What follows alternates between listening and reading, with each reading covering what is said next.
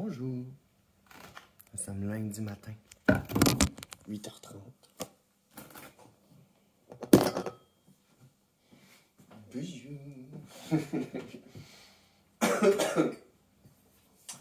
J'ai deux choses à vous jaser aujourd'hui. Là, je suis allé chercher mes médicaments. Puis, ben, le prix a changé. Je vais vous parler un petit peu de ça. Comment ça coûte faire une transition. Une transition spéciale. Parce que tout le monde peut avoir des façons de prendre ses hormones et ses bloqueurs. Moi, c'est par pilule. J'ai cette chance-là. Parce que, finalement, mon foie, c'est correct. Fait que c'est ça. J'étais allé à la pharmacie, acheter mes pilules. J'étais un peu dans la merde. J'avais plus d'argent. J'ai demandé à ma mère qu'elle me prête de l'argent pour mes hormones. J'aurais pu m'en sortir. Il me restait assez d'argent pour payer juste, mettons, mes hormones féminines. J'aurais pas eu de bloqueur, mais c'est pas grave, il m'aurait resté une coupe de bloqueur. Ben bref. Ça a bien donné qu'elle me dépanne. J'ai mis du chocolat. C'est en spécial cette semaine. Puis aussi les fruits, c'est-à-dire les agrumes, étaient semi en spécial. Mais quand je dis semi en spécial, ça veut dire c'était moins cher que d'acheter du jus. Parce que le jus est rendu cher.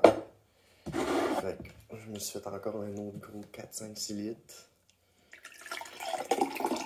C'est merveilleux! J'ai fait un drôle de rêve cette nuit. C'était bizarre. Je me souviens plus exactement c'était quoi. Mais c'était bizarre. J'ai des drôles de rêves bizarres. J'ai envie de faire de quoi. Je vais prendre une fraise puis je vais la mettre dans mon jus. Moi, je suis une alchimiste. Hein? Je mélange des choses ensemble. J'ai toujours fait ça. Pour le goût. Puis tout. Fait que donc, j'étais à la pharmacie. Ça m'a coûté un certain montant. Parce que j'ai augmenté mes doses d'estrogène. De 4 mg à 6 mg. Ce qui fait que je suis rendu avec une nouvelle pilule qui est la même, mais mauve. C'est la même pilule d'estrogène, sauf qu'elle est mauve. Parce que c'est une pilule de 1 mg au lieu de 2 mg. C'est ça. Un bon petit café. Puis un bon jus d'orange avec des fraises. Si vous me suivez depuis un moment, vous savez que j'aime avoir comme 2 trucs à boire le matin. Quelque chose pour me réveiller, puis quelque chose pour m'hydrater. Puis me donner un peu de sucre.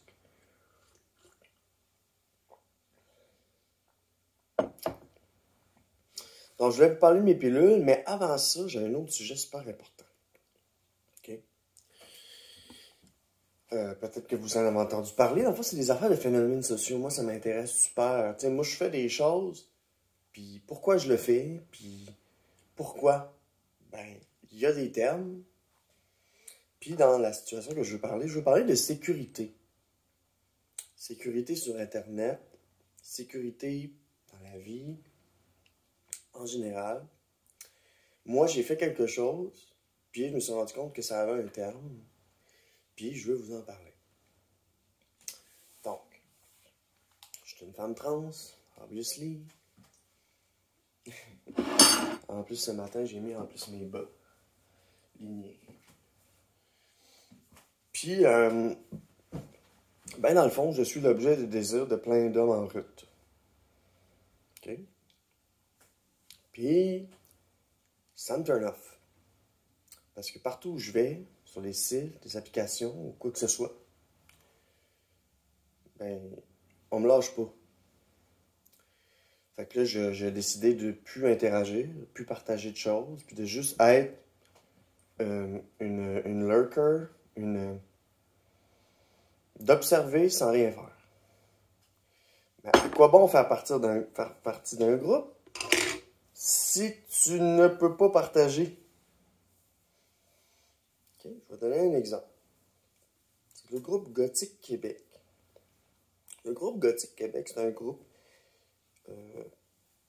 qui a quand même presque 10 000 personnes qui regroupe la communauté gothique et les moins gothiques. Puis, ben, t'as les pas gothiques, tu sais. C'est comme des memes. T'as les pas gothiques qui like, en tout cas. C'est pas important. Le but, c'est pas de pointer du doigt à quoi que ce soit. Mais c'est pour dire qu'il existe des groupes, des communautés qui semblent être ouvertes, mais que finalement, il y a du jugement. C'est un groupe, il y a plein de monde qui font des partages. Le samedi, le monde monte leur craque de sein pour faire chauffer l'atmosphère. Le gars de Gunwire, le samedi, c'est pas mal les publications les plus populaires qu'il n'y a pas sur la plateforme. Puis ce que je trouve drôle, c'est que sur ce groupe-là, le monde envoie des shootings photos qui ont été prises par un photographe de Québec. Qu'est-ce que tu fais de live?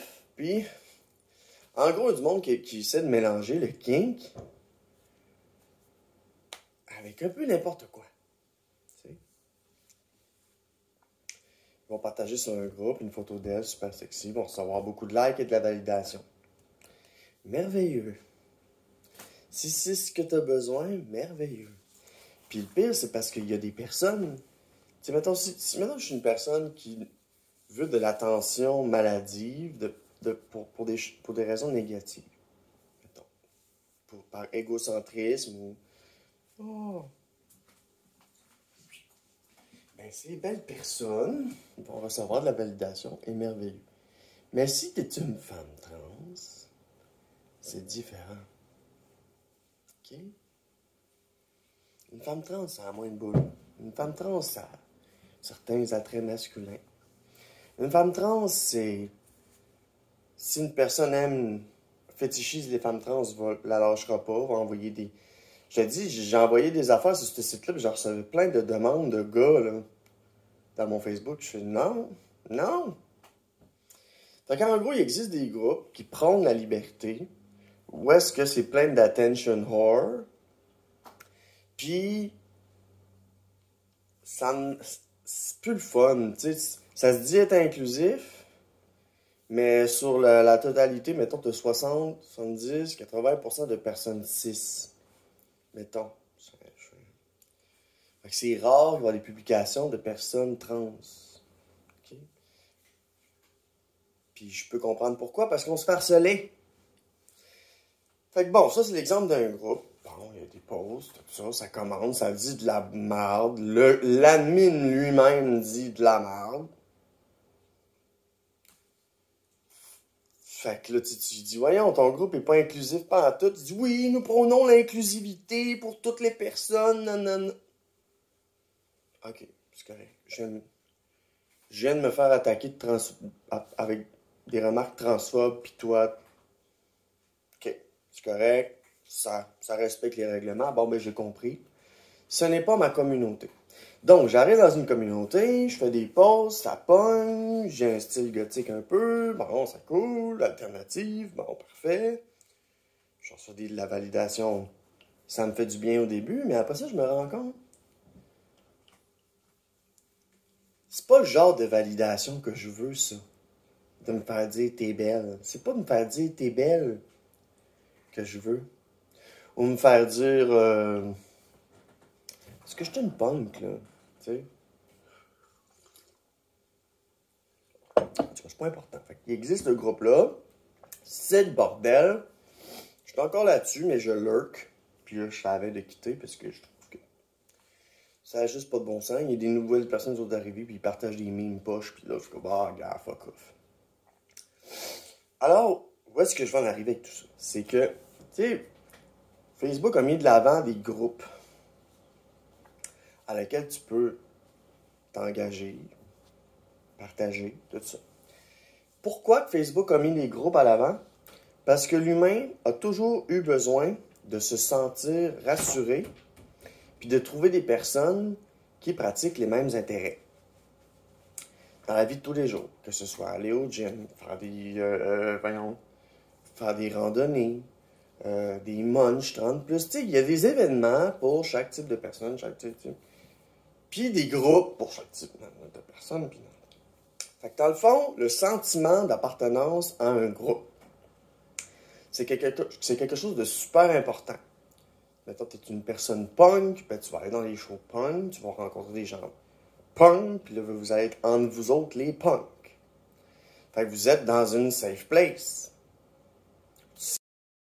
Qui va arriver pour dire « Hey, c'est même pas des bons vrais riffs », ou qui va, tu sais, chaque communauté a son groupe, mettons.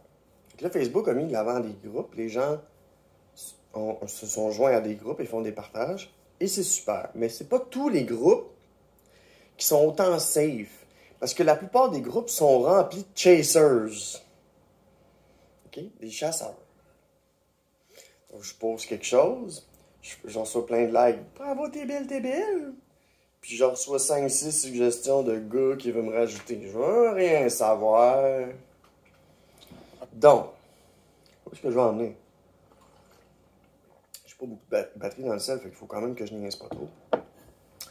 Sentiment d'appartenance à un groupe. OK? Je suis goth, je m'en vais avec les goths, je me rends compte que finalement, il y a pas mal de caves là-dessus, là. C'est ça. Ou bien sur un autre groupe, c'était King Québec, que je me faisais dire que j'étais un dude, bro. J'étais un dude, bro. J'étais un dude. J'étais un dude, bro. C'est ça comment j'ai l'air d'un dude, bro. Bon, il a été flagué puis il a été mis dehors du groupe. Mais là, dans le fond, c'est que les groupes Facebook, je me rends compte que ça déraille assez vite. Assez vite. Puis, ça me turn off. Fait que là, je savais plus quoi faire. Fait que là, j'étais sur un groupe de lesbiennes du Québec. Puis, je regarde les publications. Puis, moi, je pose pas. Parce que, même sur un groupe de lesbiennes, les femmes cis vont avoir des jugements envers moi. Même sur un groupe de goths, les personnes cis vont avoir des préjugés envers moi. Fait que partout, sur les groupes, je représente quand même une minorité qui est facilement attaquable. Tu sais, j'ai pas de sécurité quand je suis dans ces groupes-là, à part l'admin qui va dire « Ben là, on prône la liberté. » Ben oui, mais prôner la liberté, c'est pas prôner l'insécurité. Donc, où est-ce que je vais en venir avec tout ça? Il y a des groupes, fine. Sentiment d'appartenance à un groupe, fine. On joint des groupes, on voit un peu si ça nous convient, fine. Certains d'entre eux ne nous conviennent pas, fine. Mais là, comment trouver sa place? Je parle juste de groupe Facebook. Je parle pas de groupe encore humain. OK? Je vais parler d'un autre concept. C'est parce que ce matin, fait que c'est ça, on va parler de groupe. Dans le fond, pourquoi je parle de groupe? C'est parce que je suis sur un groupe qui s'appelle Polyamour Ville de Québec. Puis Polyamour Ville de Québec, il y a pas mal de personnes qui sont 30+. Puis, dans le BDSM, OK, sur Fait Live, tu as des événements 30+, puis des événements pour personnes plus jeunes. Pourquoi qu'on fait ça? Pourquoi? On y va. Une personne jeune n'a pas vécu toutes les expériences qu'une personne vieille. Une personne vieille va rencontrer la personne jeune, va la trouver sexy, puis tout ça, puis va vouloir se la procurer. Alors, pour ce faire, il va faire du man-shaming. Il va faire du mansplaining. Il va dire à la personne, regarde, tu es plus jeune, je veux t'en faire empêcher de vivre les mêmes erreurs que j'ai fait ou que les gens font normalement. Fait que là, c'est comme du shaming, c'est comme, regarde, moi je suis plus vieille que toi, j'ai plus d'expérience en spanking. Ben écoute-moi. Ben non, la personne, je sais pas si tu comprends. C'est comme, tu sais, moi j'ai 35 ans, oui j'ai une expérience de vie, oui j'ai l'air jeune, je pourrais me mélanger avec un groupe plus jeune, mais malheureusement, ce groupe-là ne me correspond pas parce que j'ai une expérience de vie. Puis, souvent, dans ma recherche de personnes, d'amour, quoi que ce soit, de partenaires, je vais, à partir de l'âge, moi je dis à partir de 25 ans, tu peux commencer à m'intéresser. Pourquoi? Parce que je considère que 17, 18, 19, 20, 21, 22, 23, 24, 25, donc ton 9 ans, mettons à 26, 25, 26. De toute façon, à 27 ans, j'ai entendu dire qu'à 27 ans, tu vas être comme ça toute ta vie. Ça veut dire qu'il faut que tu aies eu des beaux réveils, des belles illuminations pour la suite de ta vie. Donc, pour moi, une personne que je voudrais fréquenter, c'est à partir de 25 ans. Pourquoi? Parce que je veux que ces personnes jeunes vivent leur expérience, puis que si je les rencontre, qu'ils aient vécu des déceptions amoureuses, des déceptions au niveau sexuel, des expériences sexuelles. Je veux que cette personne-là ait vécu sa vie. Pour que quand je la rencontre, que je fasse pas un peu comme je disais, le man-shaming, parce que ou du mansplaining, genre moi j'ai vécu des choses, alors moi j'ai de l'expérience, pas toi, fait que je vais te la transmettre pour pas que tu fasses les mêmes erreurs. Il faut qu'elle fasse ses erreurs. Les personnes jeunes doivent faire des erreurs. C'est ça, mais c'est ça. Fait que j'étais sur un groupe de polyamour. Okay? Puis là, dans le fond, il y a une conversation qui s'ouvre qui est concernant l'organisation d'activités pour personnes 30 ans et moins. Parce que les personnes 30 ans et moins, ce sont des personnes qui vont être vulnérables. Ce sont des personnes qui ont des expériences à vivre, comme je viens d'expliquer.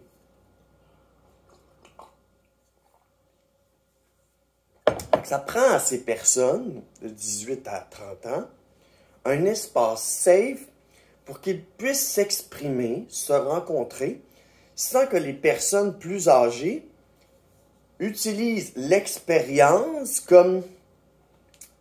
Moi, j'en rencontre plein des gars qui se pensent en haut, là, puis qui m'expliquent le sens de la vie.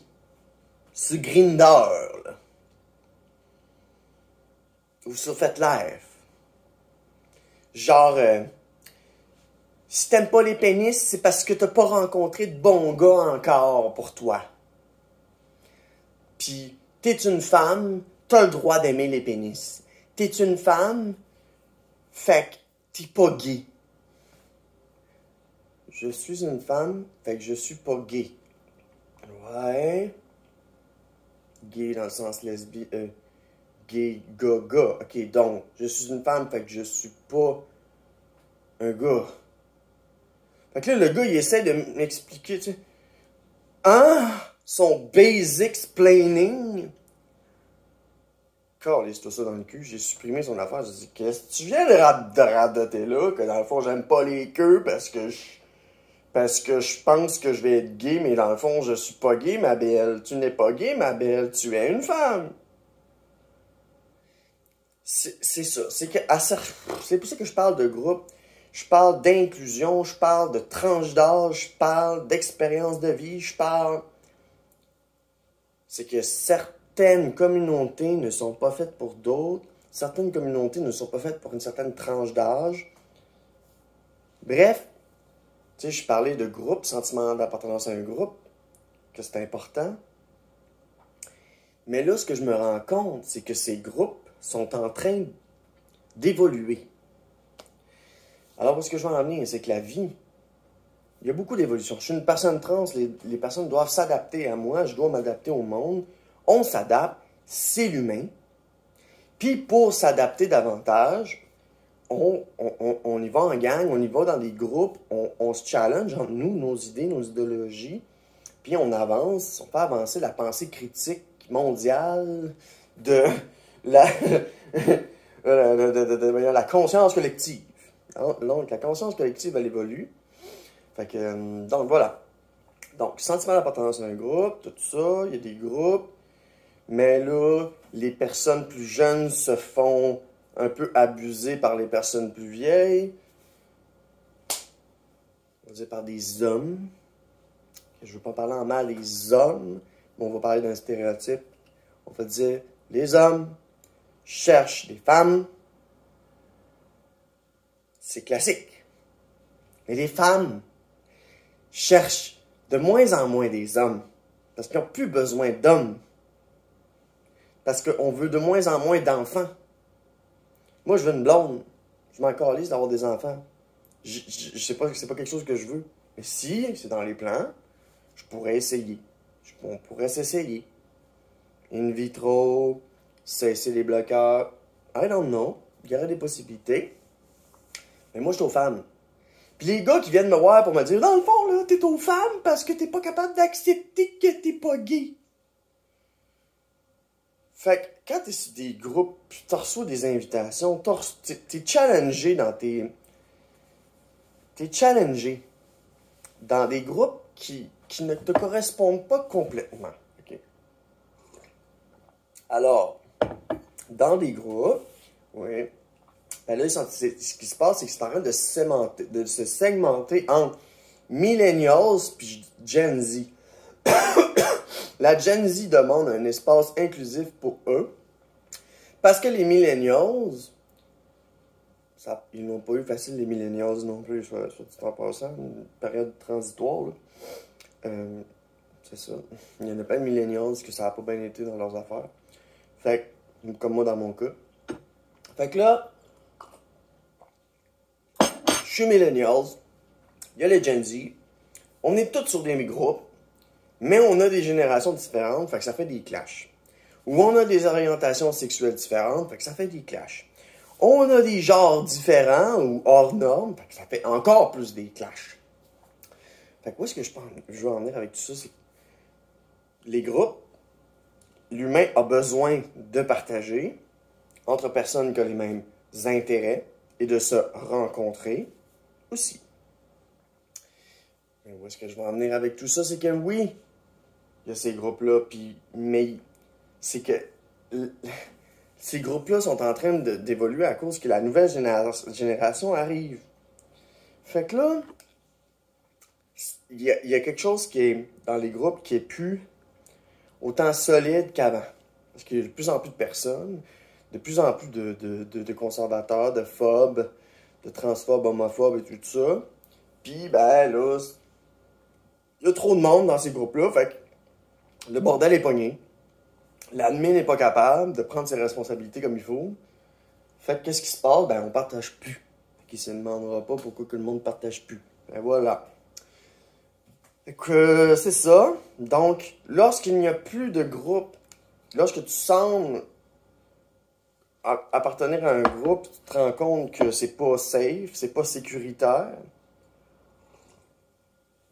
ben on segmente les groupes. OK? Donc, j'étais dans un groupe de lesbiennes aussi. Les personnes cis ont des jugements envers les femmes trans parce que elles viennent ruiner leur pool.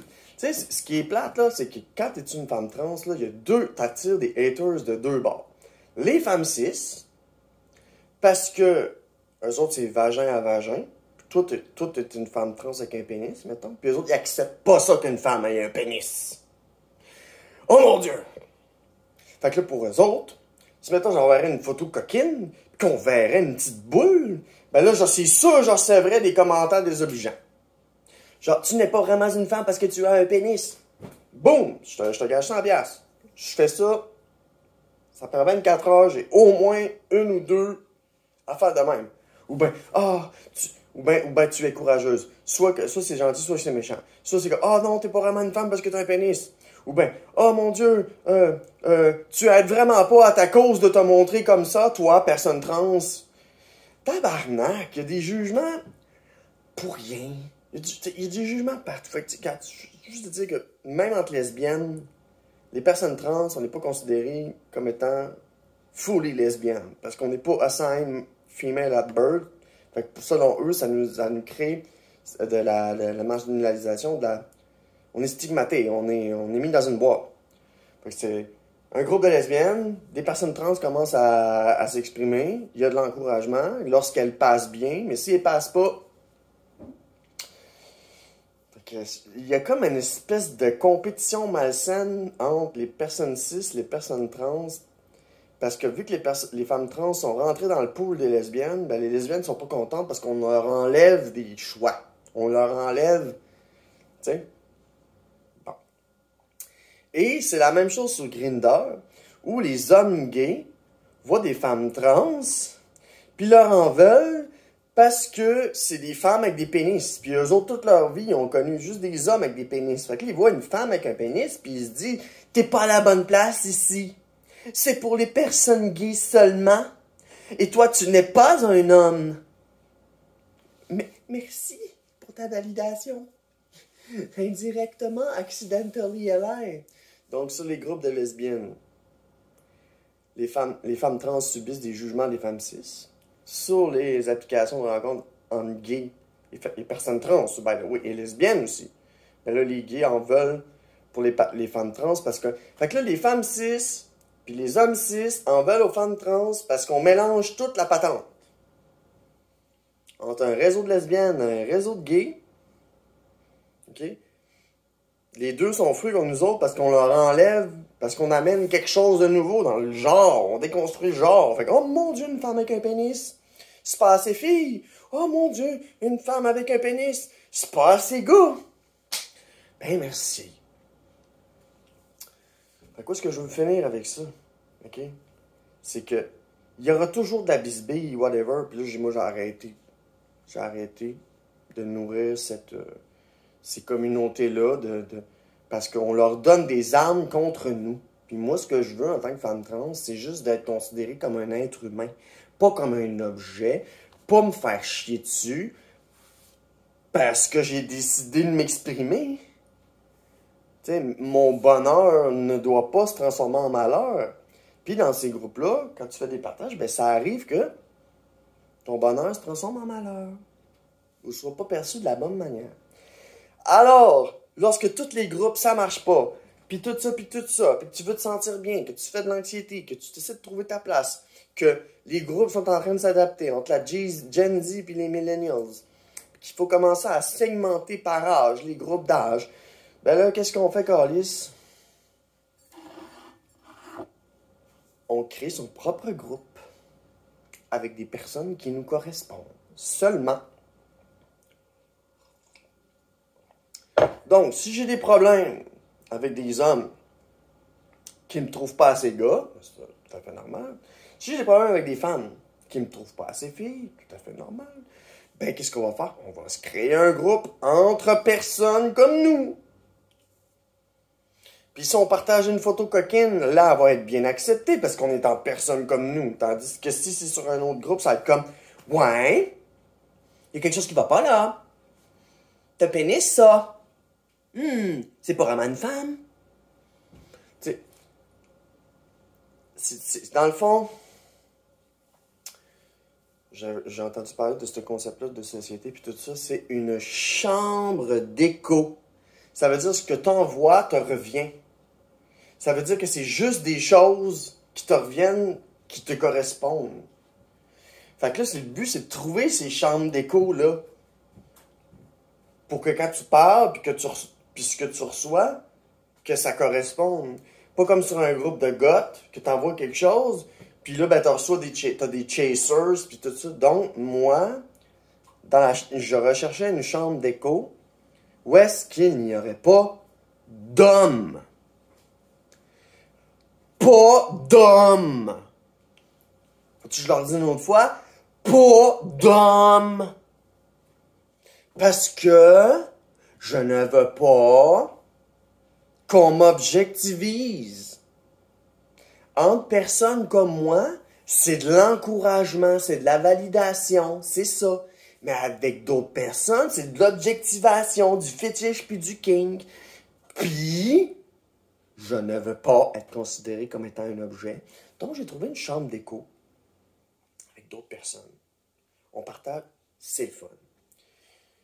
Des personnes, tu sais, oui, même entre nous, on a du jugement aussi. C'est normal. On peut pas tous s'entendre dans la vie, ok? Mais même entre nous, on a du jugement par rapport à ce qui est acceptable ou pas. T'sais. Puis moi, ben, je suis coquine, mais j'aime, tu sais, je suis pas trop coquine. Je suis pas un nez tout le temps en train de parler, tu sais, c'est bon. Fait que si des personnes le font, bon, ok, c'est leur choix.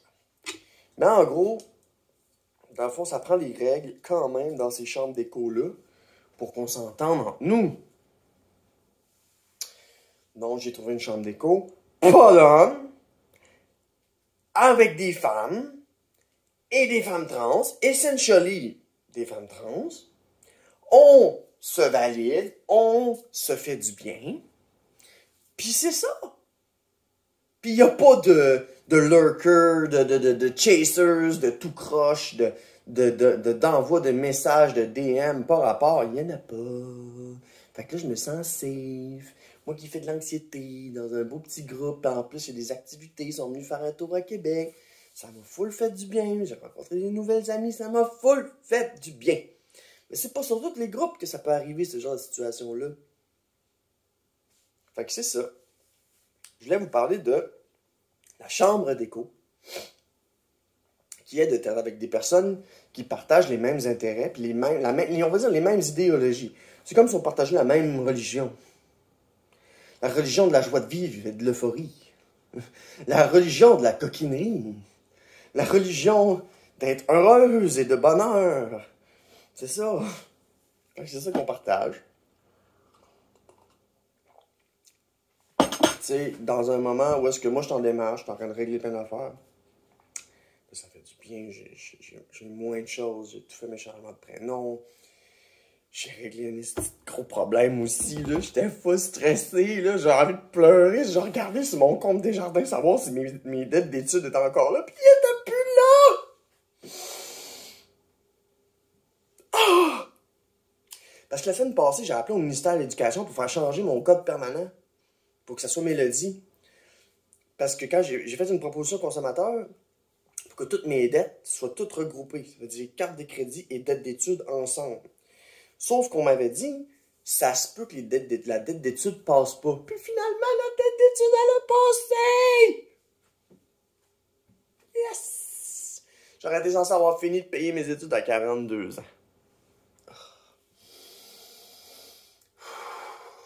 J'avais 20, en tout cas, petite parenthèse, j'avais 22 000 pièces de dette. De 2 relations pas fonctionnées, puis un passé pas réglé, puis des erreurs d'inattention, puis de jeunesse, parce que j'étais pas assez mature, puis là j'ai fait beaucoup d'erreurs, puis fait que là j'ai checké sur mon compte Desjardins, puis calice! C'est plus là! Il n'y a plus ma carte de crédit, il y a plus. C'est plus ma carte de crédit, il n'y a plus ma dette de crédit, puis ma dette d'études, c'est plus là! J'attendais, j'allais voir tout le temps. Est-ce qu'elle est encore là, ma dette d'études? 9000 quelque chose. Est-ce qu'elle est encore là? Elle est plus là! Fait que là, c'est ça. Je suis vraiment contente. 22 000 pièces que je devais. Avec des paiements minimum là, de 400, avec des frais de crédit de 100 que ça finissait. Puis j'étais pas capable d'arriver. J'étais plus capable. Du coup, c'est une petite bulle par rapport. Je parlais de sécurité. Mais donc, c'est ça. J'ai trouvé une chambre d'écho. Puis je vous souhaite de trouver la vôtre aussi. Mais il faut faire attention dans les chambres d'écho. Dans le fond, c'est sécurisant. Mais tu ne seras pas challengé sur certaines idées ou quoi que ce soit. Parce qu'une chambre d'écho, c'est t'envoies un message et ça te revient. C'est ça le concept de la chambre d'écho. C'est qu'on est toute une gang. On parle tout, ça nous revient tout. Puis ça nous correspond tout. Fait que c'est l'écho en tant que tel. Fait que donc, les chambres d'écho, ils ont aussi un danger. Il faut que je vous en parle. Le mimétisme. C'est que si tu es dans une chambre d'écho, que vous partagez toutes les mêmes affaires, ça se peut que tu absorbes des choses que tu veux pas. Puis, entre personnes, on va s'imiter. On est les 5 personnes avec qui on se tient. Fait que si tu es souvent sur un groupe comme ça, tu parles souvent avec 5 personnes, mettons, ben, tu vas être un peu ces 5 personnes-là. Si c'est une personne horny qui s'est fait faire une vaginoplastie, qui s'est fait faire le nez, puis qui a un manque de confiance en soi, mais qui est fucking belle, puis qui se fait valider tout le temps, ben toi, tu vas voir ça, puis ça se peut que tu aies envie de te faire une vaginoplastie, puis que ci, puis que ça. Fait qu'il faut faire attention au mimétisme. C'est facile dans une chambre d'écho de copier, tu sais. Une personne est beaucoup dans le BDSM, puis tout ça. Toi, t'es vanille, tu vas voir ça, peut-être que ça va te développer un intérêt vers le BDSM, même si vraiment tu veux pas. Fait qu'il faut faire attention au mimétisme. Parce que, tu sais, vu qu'on partage toutes les mêmes opinions, ben, on partage peut-être même les mêmes goûts esthétiques ou quoi que ce soit, ou ben des similitudes. Fait que faut faire attention, mais tu sais, le danger d'une chambre d'écho est bien moins pire que de pas en avoir, que d'être dans des groupes où est-ce qu'il n'y a aucune sécurité. Fait qu'une chambre d'écho amène l'aspect sécuritaire, puis ça te permet, là, d'avoir le temps de segmenter ta pensée, puis de dire, bon, ben ça me correspond pas, ça me correspond moins, ça me correspond pas. Pour te rendre compte que finalement, tu es différente de ces personnes-là, puis c'est ça. C'est d'être tout du monde différent, avec des intérêts similaires, dans la même gang. Puis ça se peut qu'on s'influence entre nous. Voilà. Je vais vous parler de la chambre d'écho. C'est un concept super important pour moi, parce que je fais de l'anxiété, puis j'ai besoin d'une chambre d'écho, puis j'en ai trouvé une, puis ça me fait du bien. Donc, si vous faites partie de cette chambre d'écho-là, du groupe de l'euphorie sur Discord, bien, merci beaucoup de me suivre, et merci beaucoup, merci d'être là. Merci pour les beaux partages, merci d'être venu faire un petit tour à Québec. Merci, vous m'avez fait vraiment beaucoup de bien. Puis vous m'aidez sans vouloir, sans le savoir dans mes démarches, pour régler des bobos ici. Fait que merci beaucoup. Donc c'est ça, je vais vous parler de la chambre d'écho. Pas grand-chose, hein? Fait qu'après la chambre d'écho, parce que tu sais, tant qu'à faire un épisode, on va faire un vrai épisode, hein? Il y avait deux choses que je voulais parler. Sentiment de l'appartenance à un groupe, fait. Chambre d'écho, fait. Différence entre millennials et Gen Z, fait. L'influence que les personnes qui sont plus vieilles veulent donner aux plus jeunes pour... En tout cas, il y a des hommes, essentiellement, hein, avec leur mansplaining, là.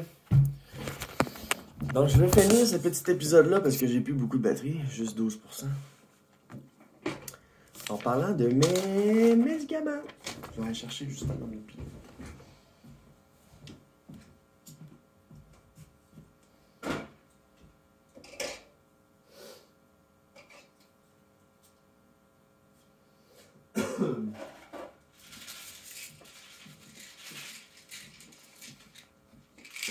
Donc, nous sommes lundi matin, j'ai plein de pilules à prendre.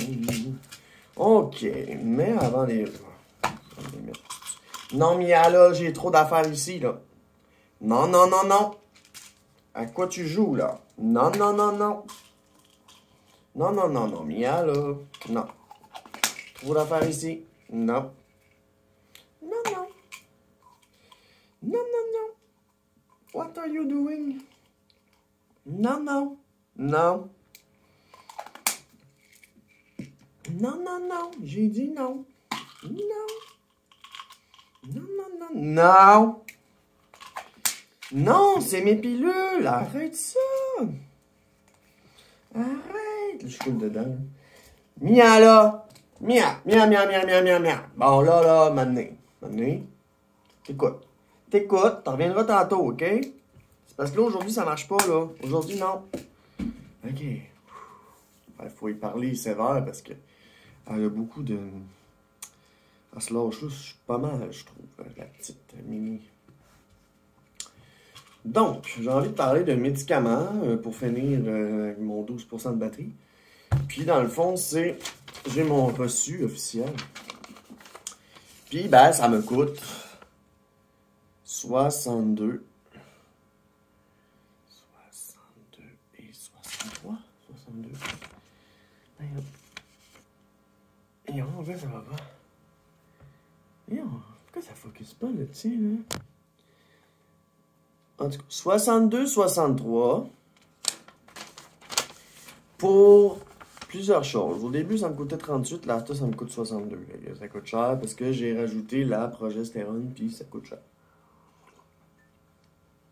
Alors, qu'est-ce que je prends? On a en premier lieu le finastéride. C'est un bloqueur de DHT, dihydrotestostérone, pour empêcher freiner la perte de cheveux. Non. Freiner la perte de cheveux. Finastéride, 5 mg comprimé. Ensuite, un autre bloqueur. Des corps. Enfin, c'est tout des corps. Les bloqueurs, c'est des corps. C'est des toutes petites pilules. C'est des toutes petites pilules, sont tellement puissantes. Donc, ma deuxième, c'est l'Androcur. C'est un corps d'Androcur. J'en ai beaucoup de ça. Puis là, j'ai commencé à diminuer ma dose. Je skip une fois ou 3 jours parce que c'est tellement un testo killer que j'en ai pas besoin tous les jours. Puis si j'en prends tous les jours, ben là, t'as qu'à prendre des pilules tout le temps à un moment donné. Hein? Quand l'estrogène est pris, ben l'estrogène est pris. Fait que... Alors, Androcur, 50 mg comprimé, que tu coupes en 4. Rédiprogestérone, 100 mg capsule. Je les appelle mes mini-eggs. La progestérone, 100 mg. Et voilà. Ensuite, on a lupin, estradiol, 2 mg. Et pour finir, lupin estradiol, 1 mg. Donc, on a la verte de 2 et la mauve de 1. Non, je ne veux pas. J'ai plein d'affaires ici. J'ai des pilules, puis je veux pas. Je veux pas. Je te retourne. Non, non. Alors, donc pour le mois, c'est au total donc 8 pilules de finastéride que tu coupes en 4. 8 pilules d'Androcur, 50 mg que tu coupes en 4. Un mini-egg par jour de 100 mg de progestérone. 100 mg, c'est beaucoup parce que là, Androcur, c'était 50 mg coupé par 4. Finastéride, c'est 5 mg. Ben, c'est pas si pire. Mais en gros, le plus gros dosage, c'est la progestérone. Parce que tu peux pas couper la boule en... Tu peux pas couper le mini-egg. Ensuite, estradiol 2 mg. 2 fois par jour, le matin, souper. Et estradiol 1 mg. 2 fois par jour, matin, souper. J'ai 60 estradiol vertes, 60 estradiol mauve. Donc, 8 finastérides, 8 Androcur, 30 progestérone, 60 estradiol 2 mg, 60 lupin estradiol 1 mg. Combien pour tout ça? Là? Pour des bloqueurs de testo, bloqueurs de DHT, 2 bloqueurs, puis 3 hormones féminines. Progestérone, estradiol, estradiol. Donc, 6 mg d'estradiol le matin, 6 mg d'estradiol le soir, et les bloqueurs, une fois par jour, et l'Androcur, je le skip une fois aux 3 jours. Ça commence à être un petit peu compliqué, mais ce n'est pas tant.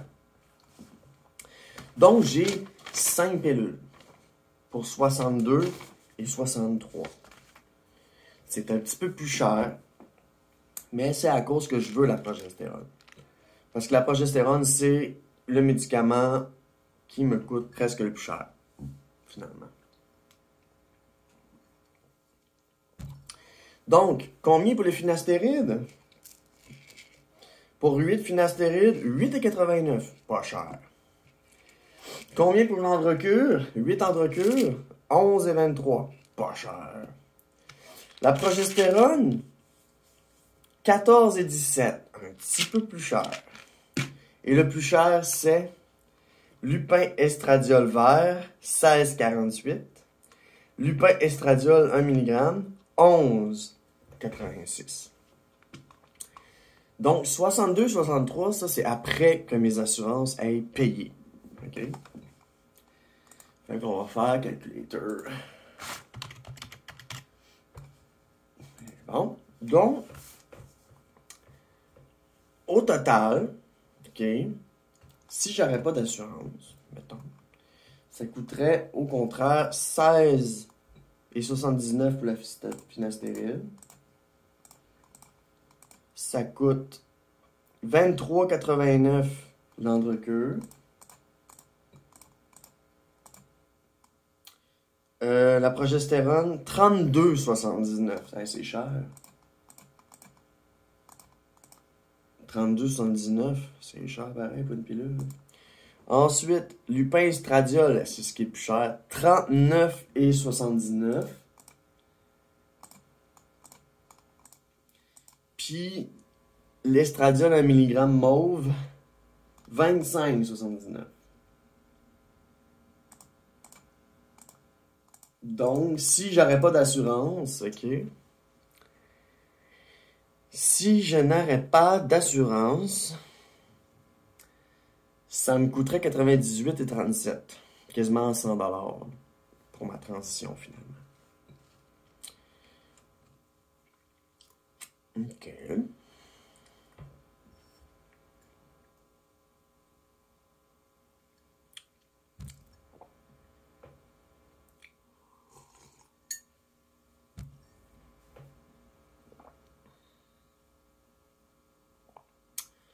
Ok. Donc, ben, c'est pas mal ça. 62, 63 au lieu de 98 et 37. C'est quand même déjà moins pire. Donc, c'est ça. Je voulais vous parler un peu de tout ça. Les chambres d'écho, puis tout ça, puis comment bien s'entendre, puis pourquoi que c'est important une chambre d'écho, mais aussi comprendre que ça peut être dangereux parce que si t'es jamais confronté avec les autres ou idéologiquement parlant, ben tu te sentiras jamais bien pareil. Fait que faut accepter la différence, puis aller dans des groupes qui nous correspondent plus, puis accepter aussi, c'est ça, accepter la différence, que d'autres personnes sont pas comme toi. Faut pas demander aux autres d'être ce que toi t'es, tu sais. C'est une chambre d'écho. C'est des échos. C'est pas un miroir. Fait que là, il y a un danger ici. Donc, faire attention de rester soi-même malgré les influences que se mélangent, là.